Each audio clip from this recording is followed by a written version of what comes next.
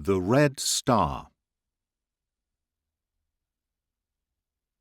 The house of Theodosius, the famous Eastern merchant, was in the best part of Constantinople at the sea point, which is near the church of St. Demetrius.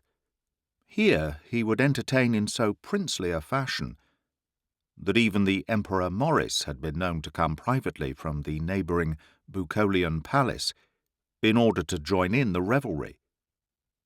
On the night in question, however, which was the 4th of November, in the year of our Lord 630, his numerous guests had retired early, and there remained only two intimates, both of them successful merchants like himself, who sat with him over their wine on the marble veranda of his house, whence on the one side they could see the lights of the shipping in the Sea of Marmora, and on the other the beacons which marked out the course of the Bosphorus. Immediately at their feet lay a narrow strait of water, with the low, dark loom of the Asiatic hills beyond.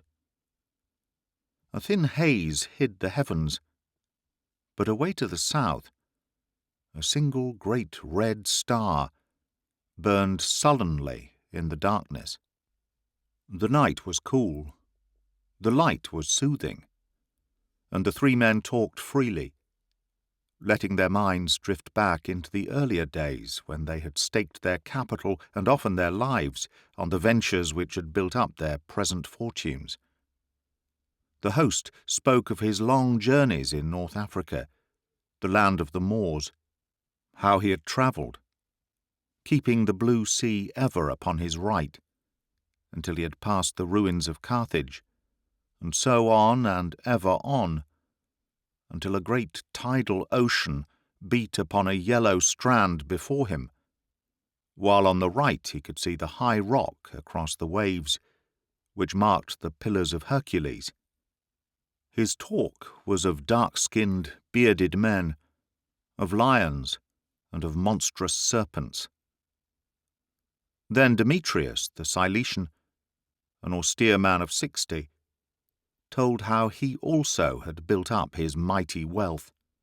He spoke of a journey over the Danube and through the country of the fierce Huns, until he and his friends had found themselves in the mighty forest of Germany, on the shores of the great river which is called the Elbe. His stories were of huge men, sluggish of mind, but murderous in their cups, of sudden midnight broils and nocturnal flights, of villages buried in dense woods, of bloody heathen sacrifices, and of the bears and wolves who haunted the forest paths. So the two elder men capped each other's stories and awoke each other's memories, while Manuel Ducas, the young merchant of gold and ostrich feathers, whose name was already known all over the Levant, sat in silence and listened to their talk. At last, however, they called upon him also for an anecdote, and leaning his cheek upon his elbow, with his eyes fixed upon the great red star which burned in the south, the young man began to speak. "It is the sight of that star which brings a story into my mind," said he. "I do not know its name. Old Lascaris the astronomer would tell me if I asked, but I have no desire to know. Yet, at this time of the year I always look out for it, and I never fail to see it burning in the same place. But it seems to me that it is redder and larger than it was. It was some 10 years ago that I made an expedition into Abyssinia, where I traded to such good effect that I set forth on my return with more than 100 camel-loads of skins, ivory, gold, spices, and other African produce. I brought them to the sea-coast at Arsinoe, and carried them up the Arabian Gulf in 5 of the small boats of the country. Finally, I landed near Saba, which is a starting point for caravans, and, having assembled my camels and hired a guard of 40 men from the wandering Arabs, I set forth for Makaraba. From this point, which is the sacred city of the idolaters of those parts, one can always join the large caravans which go north twice a year to Jerusalem and the seacoast of Syria. Our route was a long and weary one. On our left hand was the Arabian Gulf, lying like a pool of molten metal under the glare of day, but changing to blood red as the sun sank each evening behind the distant African coast. On our right was a monstrous desert which extends, so far as I know, across the whole of Arabia, and away to the distant kingdom of the Persians. For many days we saw no sign of life, save our own long, straggling line of laden camels with their tattered, swarthy guardians. In these deserts, the soft sand deadens the footfall of the animals, so that their silent progress day after day through a scene which never changes, and which is itself noiseless, becomes at last like a strange dream. Often, as I rode behind my caravan, and gazed at the grotesque figures which bore my wares in front of me, I found it hard to believe that it was indeed reality, and that it was I, Manuel Ducas, who lived near the Theodosian gate of Constantinople, and shouted for the green at the Hippodrome every Sunday afternoon, who was there, in so strange a land, and with such singular comrades. Now and then, far out at sea, we caught sight of the white triangular sails of the boats which these people use. But as they are all pirates, we were very glad to be safely upon shore. Once or twice, too, by the water's edge we saw dwarfish creatures, one could scarcely say if they were men or monkeys, who burrow for homes among the seaweed, drink the pools of brackish water, and eat what they can catch. These are the fish-eaters, the ichthyophagi, of whom old Herodotus talks, surely the lowest of all the human race. Our Arabs shrank from them with horror, for it is well known that, should you die in the desert, these little people will settle on you like carrion crows, and leave not a bone unpicked. They gibbered and croaked, and waved their skinny arms at us as we passed, knowing well that they could swim far out to sea if we attempted to pursue them. For it is said that even the sharks turn with disgust from their foul bodies. We had travelled in this way for 10 days, camping every evening at the vile wells, which offered a small quantity of abominable water. It was our habit to rise very early and to travel very late, but to halt during the intolerable heat of the afternoon, when, for want of trees, we would crouch in the shadow of a sandhill, or, if that were wanting, behind our own camels and merchandise, in order to escape from the insufferable glare of the sun. On the 7th day we were near the point where one leaves the coast, in order to strike inland to Macaraba.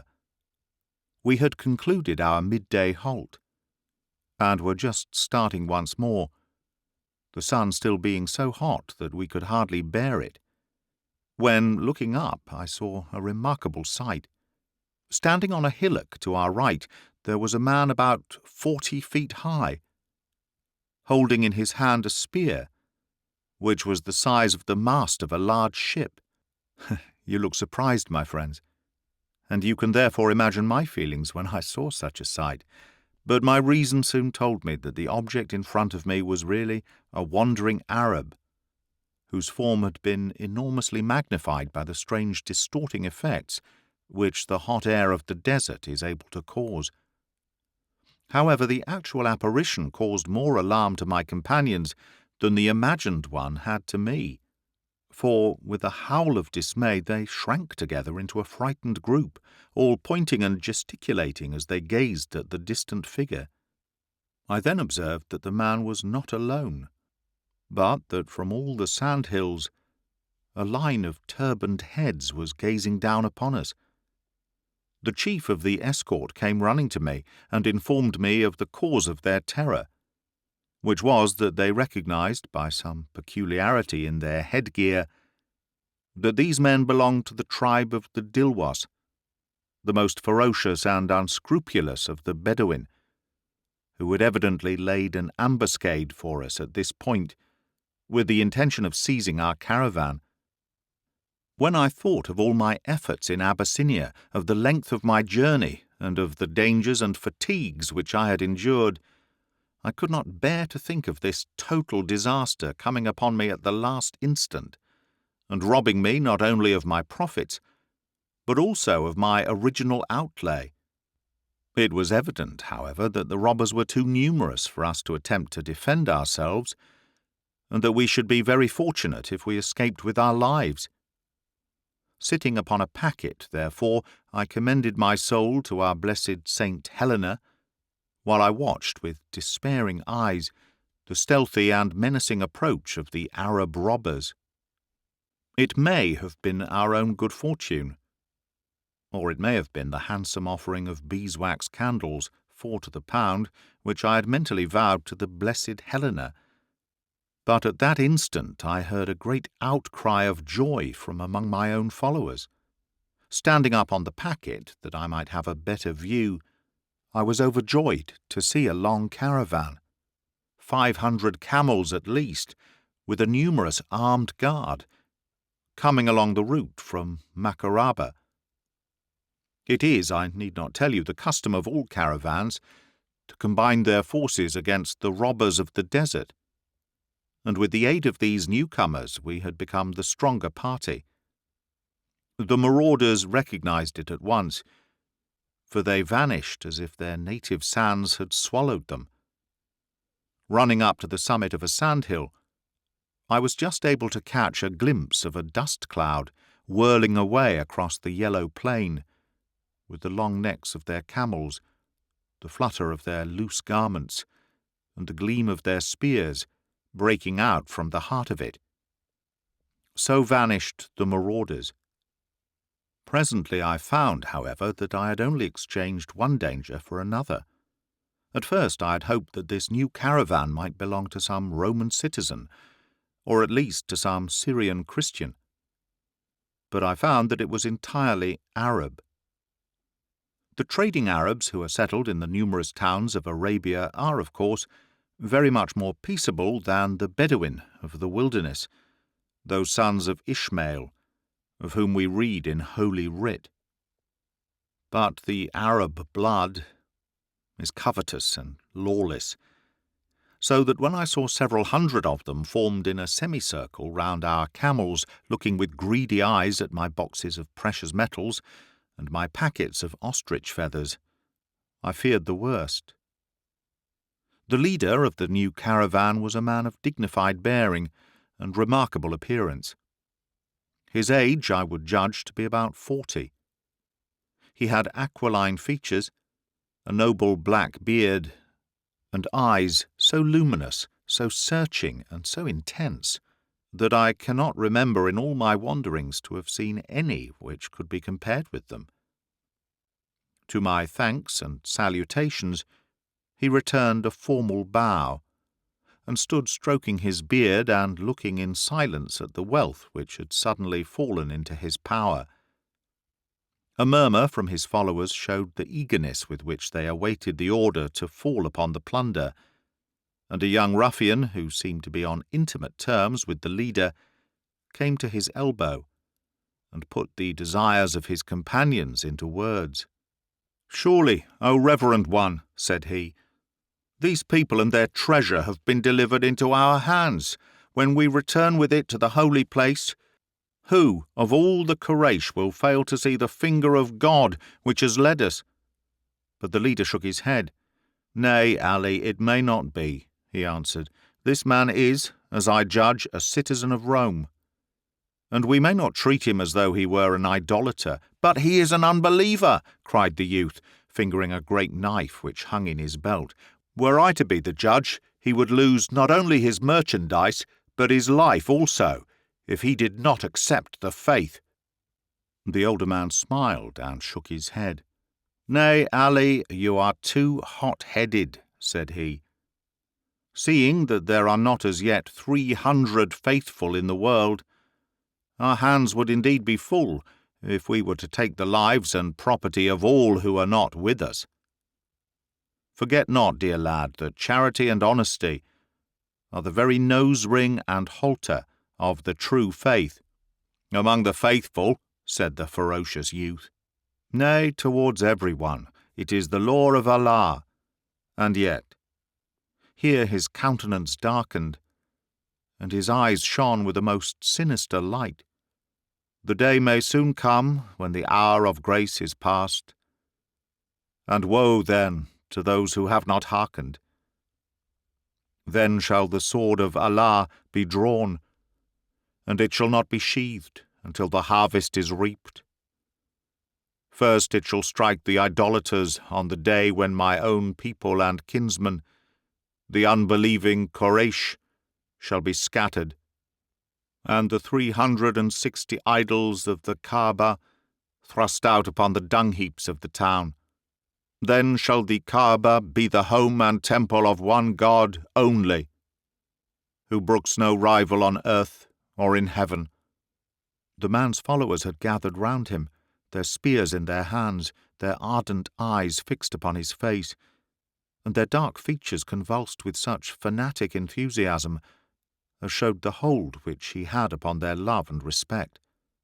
"We shall be patient," said he, "but some time next year, the year after, the day may come when the great angel Gabriel shall bear me the message that the time of words has gone by, and that the hour of the sword has come. We are few and weak, but if it is his will, who can stand against us? Are you of Jewish faith, stranger?" he asked. I answered that I was not.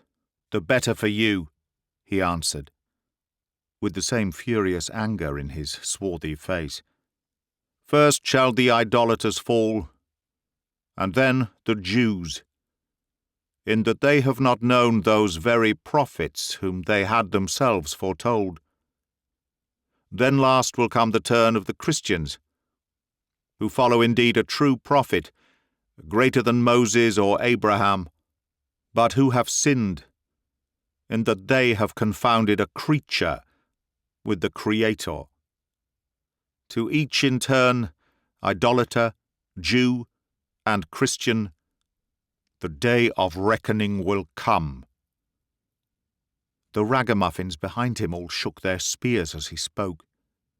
There was no doubt about their earnestness.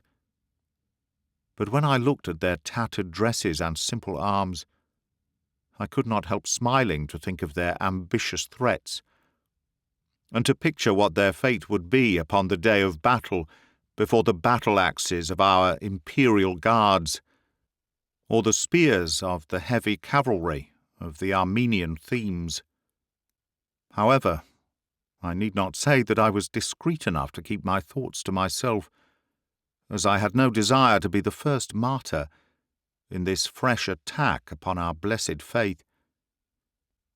It was now evening, and it was decided that the two caravans should camp together, an arrangement which was the more welcome, as we were by no means sure that we had seen the last of the marauders. I had invited the leader of the Arabs to have supper with me, and after a long exercise of prayer with his followers, he came to join me. But my attempt at hospitality was thrown away, for he would not touch the excellent wine which I had unpacked for him, nor would he eat any of the dainties, contenting himself with stale bread, dried dates, and water. After this meal we sat alone by the smouldering fire, the magnificent arch of the heavens above us of that deep, rich blue, with those gleaming, clear-cut stars which can only be seen in that dry desert air. Our camp lay before us, and no sound reached our ears, save the dull murmur of the voices of our companions, and the occasional shrill cry of a jackal among the sandhills around us.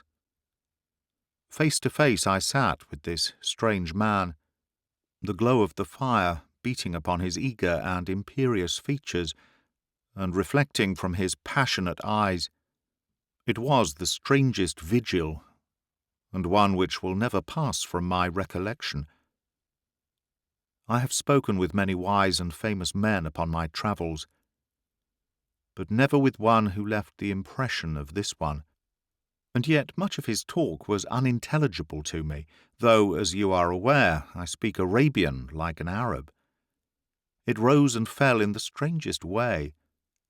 Sometimes it was the babble of a child, sometimes the incoherent raving of a fanatic, sometimes the lofty dreams of a prophet and philosopher.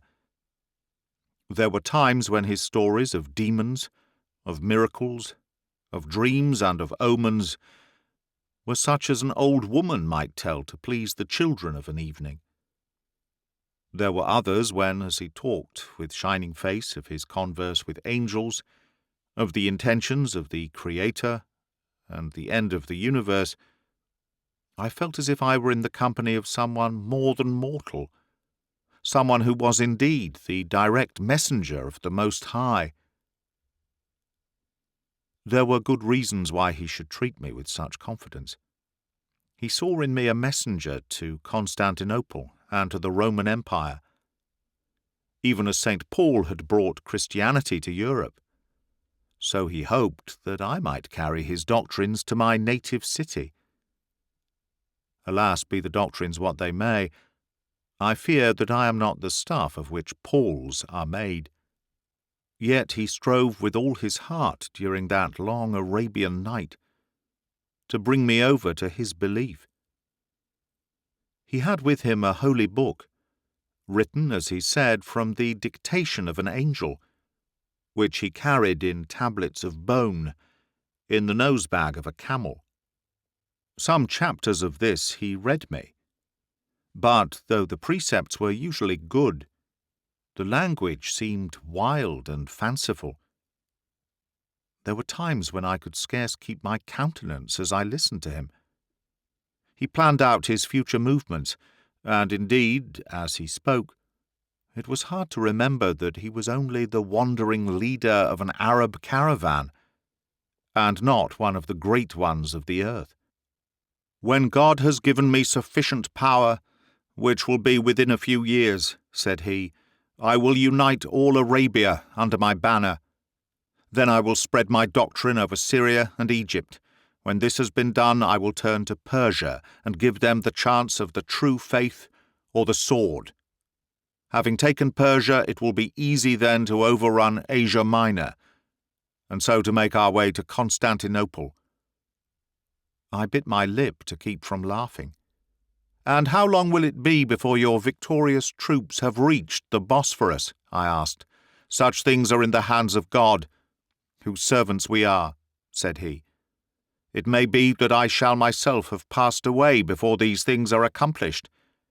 But before the days of our children are completed, all that I have now told you will come to pass.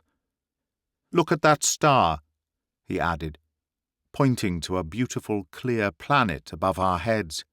"That is the symbol of Christ. See how serene and peaceful it shines, like his own teaching and the memory of his life. Now," he added, turning his outstretched hand to a dusky red star upon the horizon, the very one on which we are gazing now, "that is my star, which tells of wrath, of war, of a scourge upon sinners. And yet both are indeed stars, and each does as Allah may ordain."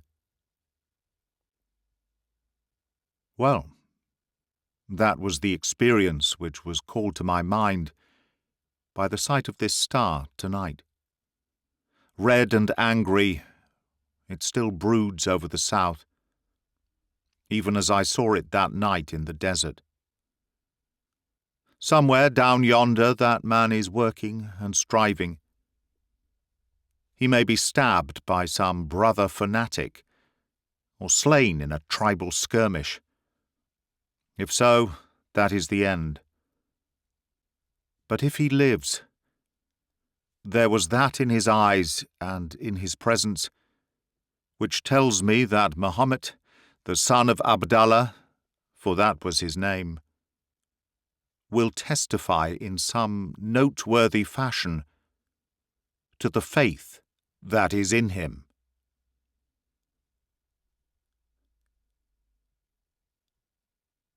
That is the end of The Red Star by Arthur Conan Doyle. Read by Greg Wagland for Magpie Audio 2021.